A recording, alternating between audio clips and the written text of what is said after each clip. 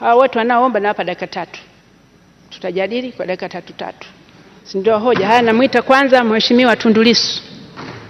Tunaanza kujadili, sio mwongozo. Mheshimiwa Spika, kwanza sio halali kutupa dakika 3 kwa jambo kubwa kama hili. Mheshimiwa Spika, kanuni zako zinasema hoja itajadiliwa kwa dakika zisizozidi 15. Dakika 3 hazitatosha na hatuwezi tukazikubali. La pili, Mheshimiwa Spika, waziri ametumia nusu saa. Mrithi wa Frederick Werema ametumia robo saa. Haiwezekani sisi wengine tukatumia dakika 3 kwa jambo ambalo jana mlikuwa hamtaki tulizungumze. Lazima tutumie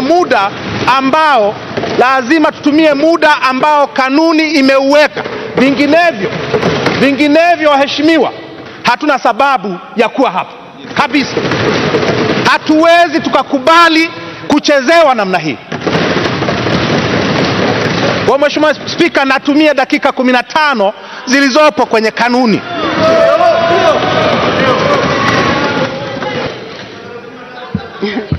Kwanza, unajua watu wanavyoangalieni nyinyi hapa, msidhani kama mko sirini. Kwa hiyo kama ndivyo hivyo, inabidi waheshimiwa,